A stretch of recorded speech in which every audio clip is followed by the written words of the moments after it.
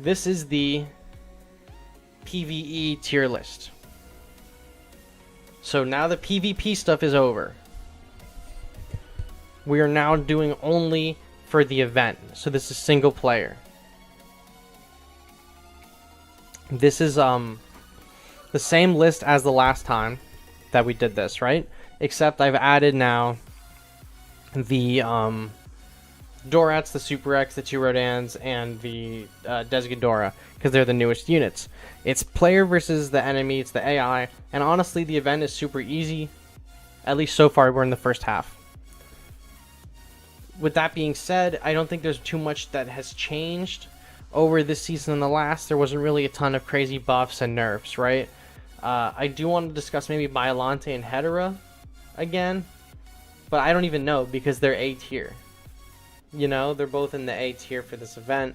So basically we're just looking at the Dorats and everything else that was added, because this is going to be quick. So we're going to go through that.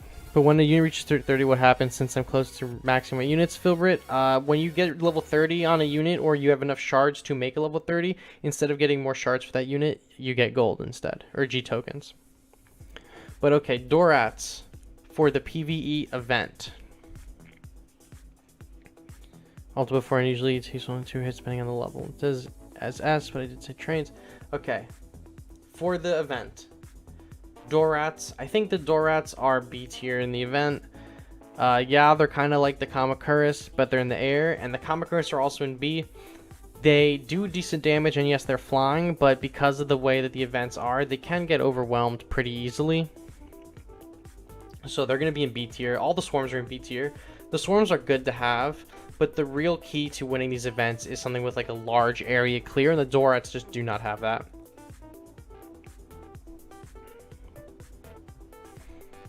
Yeah, Bs. Okay. Makes sense. Super X. I think Super X is A tier for the single player event. The Super X, like we said earlier, we literally just talked about the Super X in that previous tier list. The Super X has amazing range. It's really cheap.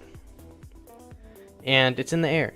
So ground units like the Kamacuras aren't going to hit it. Godzilla 89s aren't going to hit it. Gigan's aren't going to hit it.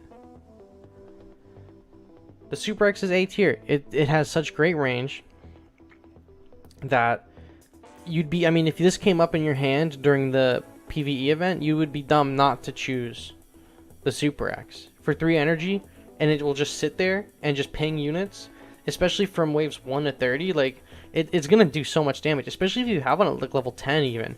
Like 10 at the lowest in the waves 1 through 30 is going to just do so much. Super X is great in mark like hand at maps. Yeah.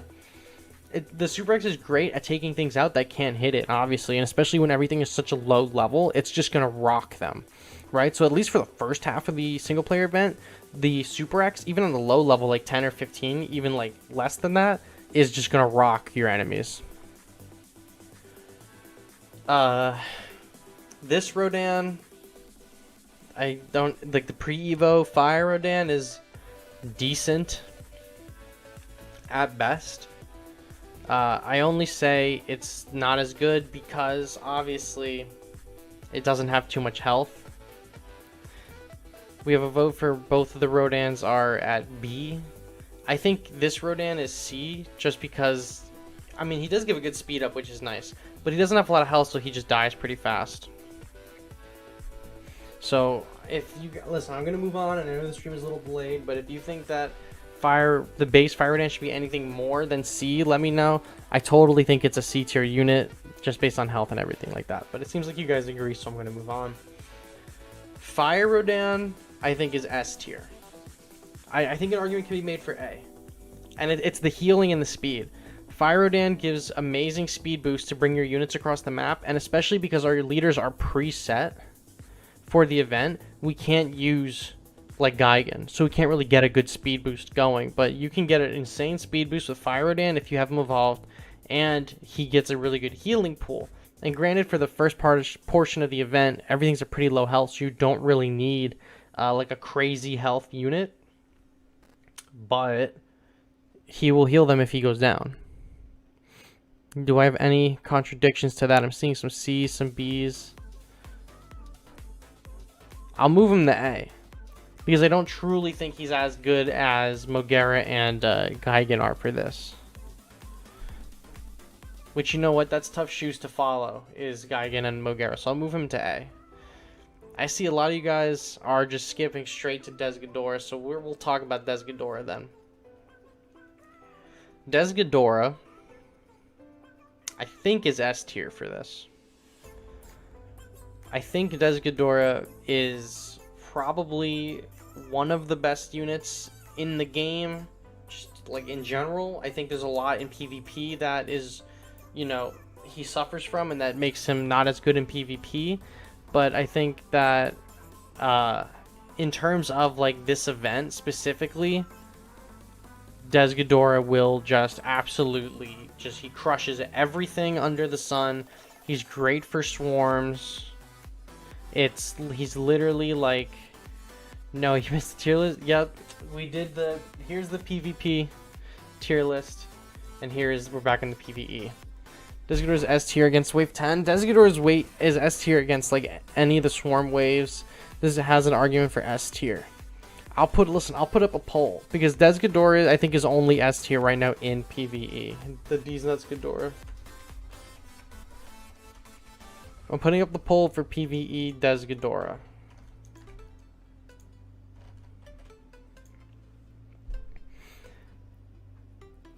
Dez in the single player is what Toho wanted to be in the PvP. Yeah, like 100%.